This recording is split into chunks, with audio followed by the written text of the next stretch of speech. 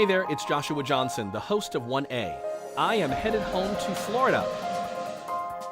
Join me for a live broadcast at the Student Center of USF St. Pete. It's part of the Aresty Speaker Series with the Open Partnership Education Network. The Poynter Institute and WUSF are also working with us to make it a great conversation. Thank you very much. Good morning. Oh, you can do that. I'm sleepy. I came here from D.C. where it's cold. Warm myself. Good morning, St. Pete. How you doing today?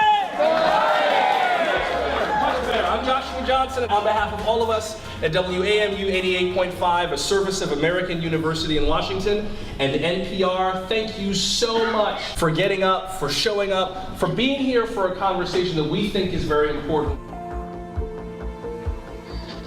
Mayor Kreisman, I wonder if I could start with you. What are you seeing in St. Petersburg now that is making you think about the future with regards to climate change?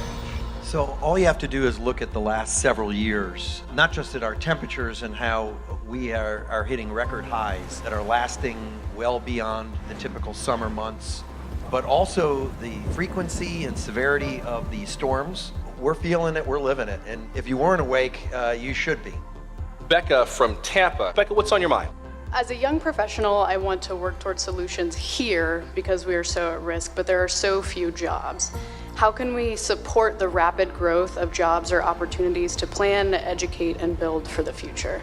It's a very difficult problem to address. There are concrete steps, action steps that we can take, and I'd like to kind of highlight the Regional Planning Council did sign an agreement in last October with over 20 municipalities and 5 county governments to think about this long-range plan. Michael emailed, "Forget monster storms. The real danger facing coastal cities is sea level rise." To kind of bottom line Michael's comment, are we screwed?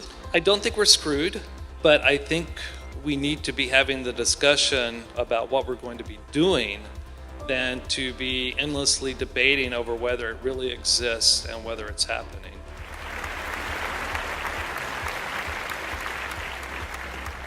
One person or one country alone isn't going to solve our problem, but collectively, if we're all working together, that's how we solve the problems. And so we can't just say, well, if China isn't doing it, then we're not going to do it. That's not going to solve the problem. We have to lead by example. That's who America is supposed to be. We're supposed to be the country that leads by example. How are you telling fact from fiction these days? Have you fallen for something you shouldn't have? Or what questions do you have? Often people have a really hard time understanding what they are exposed to on social media.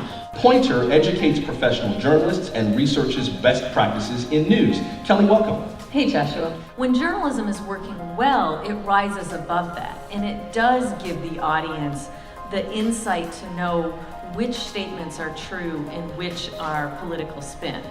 Joining us here at USF is Aaron Sharafman, the executive editor of PolitiFact. Aaron, welcome to 1A. Great to be here with you. So it's a long, detailed process. We'd love for everything to be true or pants on fire. It's probably better for clicks. It's better for everyone to comprehension and ease. But unfortunately, the most popular result on PolitiFact is half true. Thanks to the Open Partnership Education Network, the University of South Florida, St. Petersburg, and our hosts here at WUSF Public Radio. Until we meet again, I'm Joshua Johnson. Thanks for listening to 1A.